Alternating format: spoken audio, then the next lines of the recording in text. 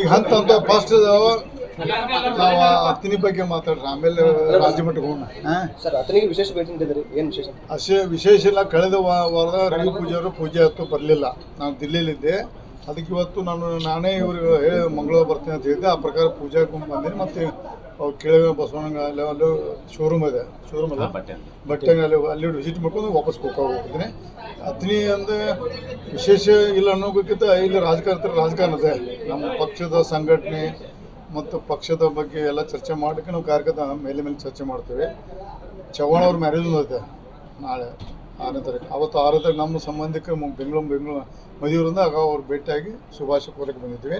ಮತ್ತು ಅತ್ನಿ ಬಗ್ಗೆ ನಾವು ಇನ್ನು ಬರುವ ಇನ್ನೂ ಚುನಾವಣೆ ಭಾಳ ದೂರದ, ಆದರೆ ಪಕ್ಷ ಸಂಘಟನೆ ಕಾಗವಾಡ ಮತ್ತು ಅತ್ನಿ ಕುಡಚಿ ಭಾಗದ ಎಲ್ಲ ಕೆಳ ಹಂತದ ಕಾರ್ಯಗಳು ಚರ್ಚೆ ಮಾಡ್ಕೊಂಡು ಎಲ್ಲ ನಾವು ಸಂಘಟನೆ ಮಾಡಿ ಮುಂದಿನ ಚುನಾವಣೆ ನಾವು ಜಿಲ್ಲೆಯಲ್ಲಿ ಎಷ್ಟು ಸಾಧ್ಯ ಜಾಸ್ತಿ ಗೆಲ್ಲಲಿಕ್ಕೆ ಎಲ್ಲ ಪ್ರಯತ್ನ ಮಾಡ್ತೀವಿ. ಸರ್ ಅತನಿ ಅಂದಮೇಲೆ ನಾವು ಒಂದು ಕ್ವಶನ್ ಕೇಳಬೇಕು. ಅತನಿಯಲ್ಲಿ ಬಿಜೆಪಿ ವಿರೋಧ ಪಕ್ಷ ಇಲ್ಲದಂತಾಗಿದೆ ಸರ್. ಯಾವುದೇ ಒಂದು ಹೋರಾಟ ಆಗಲಿ ಏನೇ ಆಗಲಿ ಏನೂ ಇಲ್ಲ, ಇಲ್ಲಿ ಒಗ್ಗಟ್ಟು ಅನ್ನೋದೇ ಇಲ್ಲ.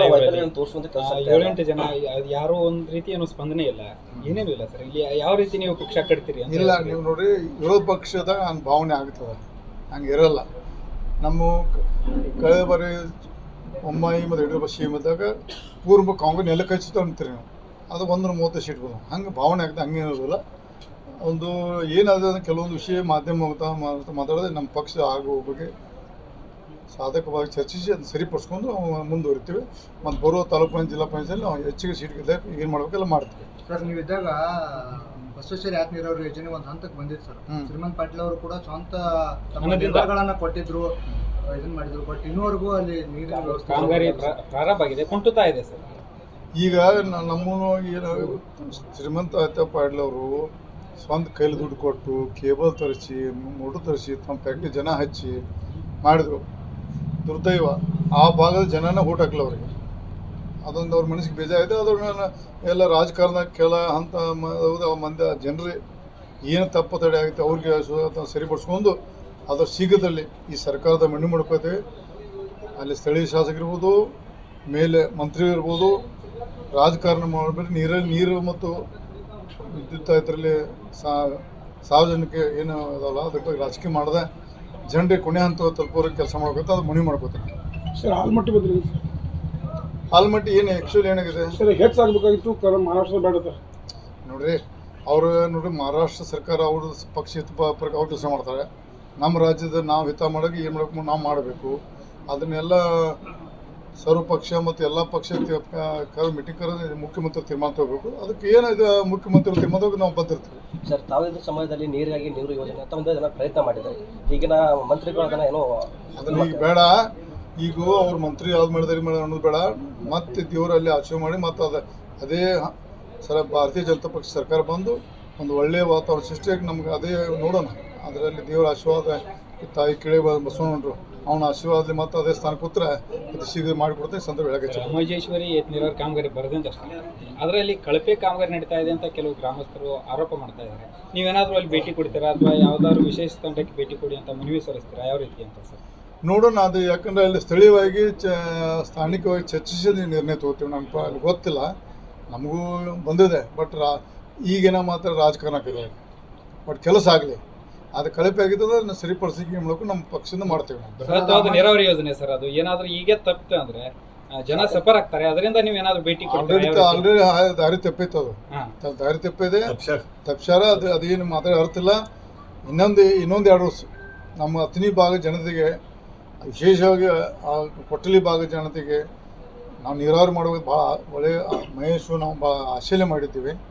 ಅದು ದಾರಿ ತಪ್ಪಿದ ದೇವರು ನೋಡಿ ಮುಂದೆ ಏನು ನೋಡುವ. ನೀರಾವರಿ ಯೋಜನೆಗೆ ತಮ್ಮ ಶ್ರಮ ತುಂಬಾ ಇದೆ ಸರ್.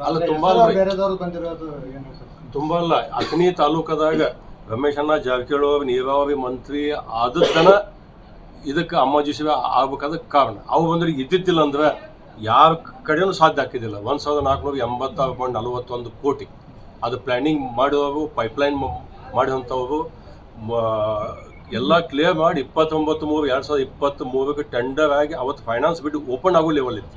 ಅದನ್ನು ಸುಮಾರು 1 ವರ್ಷ ಪೆಂಡಿಂಗ್ ಇತ್ತು. ಇವಾಗ 2004ರಿಂದ 2023 ತನಕ 1 ಅದ್ರ ಬಗ್ಗೆ ಸರ್ ನೀವು ಈ ರೀತಿ ಚರ್ಚೆ ಇಲ್ಲ. ಸಿದ್ದರಾಮಯ್ಯ ಅವ್ರು ನಾವು ಕೊಟ್ಟಿದ್ದೀವಿ ಅಂತ ಹೇಳ್ತಾರೆ ಇಲ್ಲಿ ಜನರಿಗೆ ಗೊಂದಲ ಆಗ್ತಾ ಇದೆ ಸರ್. ನಂದು ಮುಗಿಸ್ತೇನೆ ನಿಮಗೆ. ಸಿದ್ದರಾಮಯ್ಯ ಸಾಹೇಬ ಅವು ಒಂದು 1 ಇಯರ್ ನಂತರ ಅಲ್ಲಿ ಮತ್ತೊಂದು ಪೂಜೆ ಮಾಡೋ ಮುಂದೆ ನಾನು ಡೈರೆಕ್ಟಾಗಿ ಪ್ರೆಸ್ ಕಾನ್ಫರೆನ್ಸ್ ಮೀಟ್ ಒಳಗೆ ಹೇಳೀನಿ. ಅದು ವಿಡಿಯೋ ನೋಡಿರ್ಬೋದು ನೀವು. ಸಿದ್ದರಾಮಯ್ಯ ಸಾಹೇಬ ಮುಖ್ಯಮಂತ್ರಿ ಅದಾರ, ಅವ್ರನ್ನ ಇವ್ರು ದಾರಿ ತಪ್ಪಿಸಬಾರ್ದು. ಯಾರಿದ್ದಾಗ ಎಷ್ಟು ಕೆಲಸ ಆಗೈತೆ ಅನ್ನೋದು ಅವ್ರಿಗೆ ಹೇಳಿದ್ರೆ ಅವ್ರಿಗೂ ಗಣತಿ ಬರ್ತದ ಅನ್ನೋವಂಥದ್ದನ್ನು ಮಾತಾಡೀನಿ.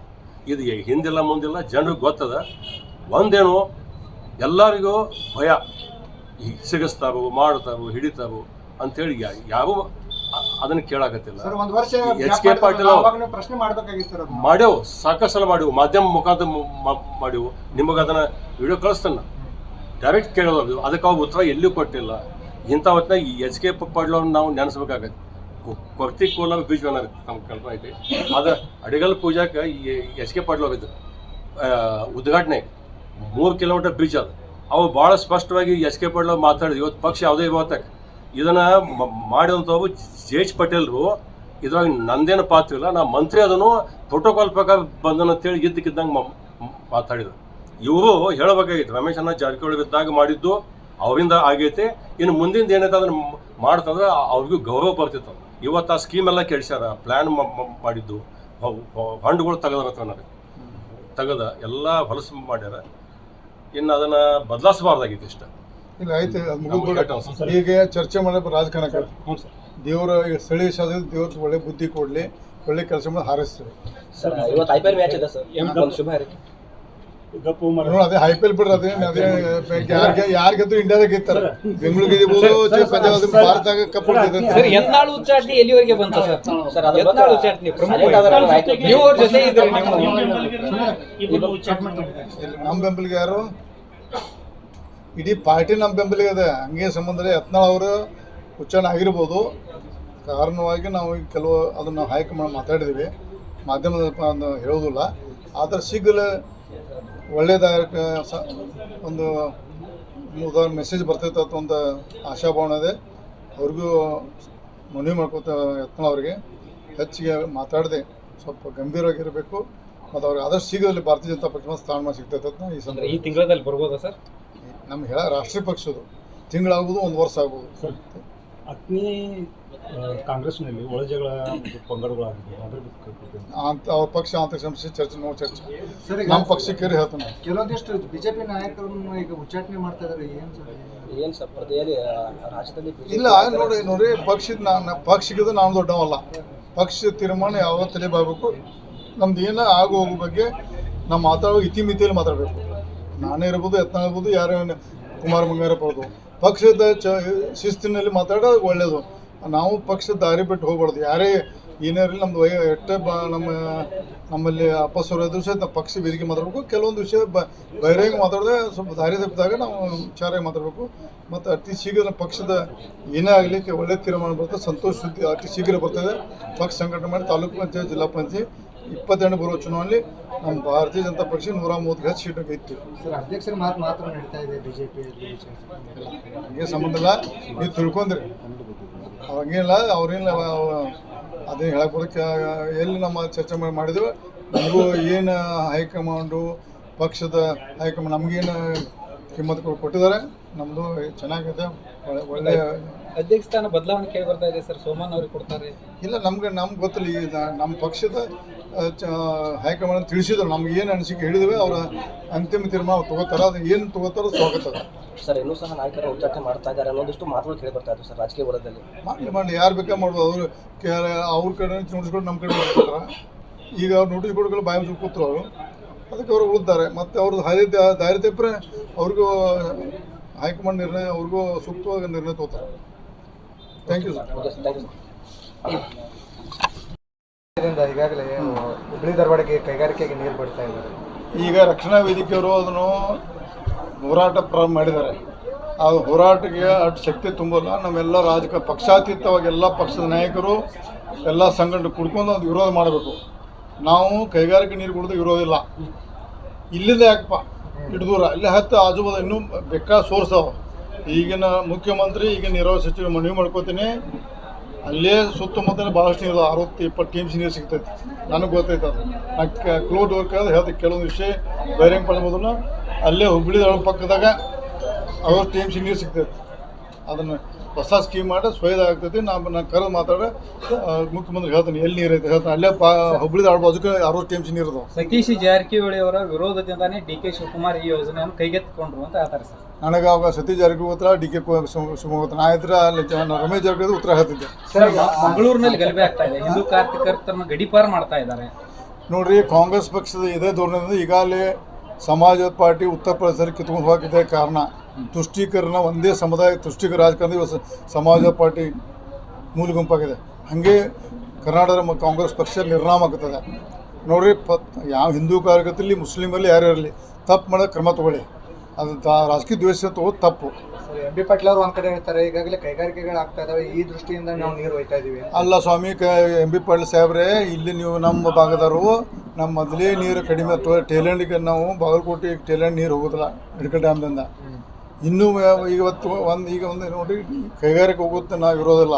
ನಾ ಹೇಳ್ತೀನಲ್ಲ, ಅಲ್ಲೇ ಧಾರವಾಡ ಸುತ್ತಮುತ್ತಲ 60 ಟೀಮ್ಸ್ ನೀರದ ಹುಡುಗಿಗೆ ಕೊಡ್ತೀನಿ. ನಾ ಹೇಳ್ತಾನೆ ಸಿ ಎಂ ಎಲ್ಲಿ ಸಿಗ್ತೈತೆ ಹೇಳ್ತಾನೆ. ನಿಮ್ಮ ಜೊತೆ ಚರ್ಚೆಗೆ ಬರ್ಬೇಕಾ ಸರ್? ಸೇಮ್ ಚರ್ಚೆ ಬೇಡ ಪಾಪ. ನಾನು ಕರೆದು ನಾವು ದೊಡ್ಡ ಮನುಷ್ಯ ಮುಖ್ಯಮಂತ್ರಿ, ನಾವು ಶಾಸಕ, ನಾನು ಚೇಂಬರ್ಗೆ ಹೇಳ್ತಾನೆ. ನನ್ನ ಕಡೆ ಬರೋದು ಬೇಡ. ಅವ್ರು ಕರೆದ ಅದೇ ಹುಬ್ಬಳ್ಳಿ ಧಾರವಾಡ ಸುತ್ತಮುತ್ತಲ 60 ಟೀಮ್ಸ್ ನೀರದ ಒಂದು 30 ಟೀಮ್ಸ್ ಅರ್ಧ ತಗೋಬೋದು, ಅರ್ಧ ಸಮುದ್ರಕ್ಕೆ ಹೋಗ್ಬೋದು. ನೀವು ಮಾಜಿ ಸಚಿವರು ಸರ್, ಅದ್ರ ಬಗ್ಗೆ ಎಲ್ಲ ಗೊತ್ತಿನ. ನಾ ಇನ್ನೊಂದು ವರ್ಷ ಇದ್ರೆ ಎಲ್ಲ ಮುಗಿಸ್ಬಿಡ್ತಿದ್ದೆ. ಅದು ನಮಗೇನು ಅವರ ಪುಣ್ಯ ಮಜಾ ಆಗಬೇಕತ್ತು. ಮತ್ತು 2025 ದೇವ್ರ ಆಶೀರ್ವಾದ ಇದ್ರೆ ಮತ್ತೆ ಆಗ್ತೇನೆ ನೋಡೋಣ. ನೀರಾವರಿ ಸಚಿವರು ಆಗೋಣ. Thank you.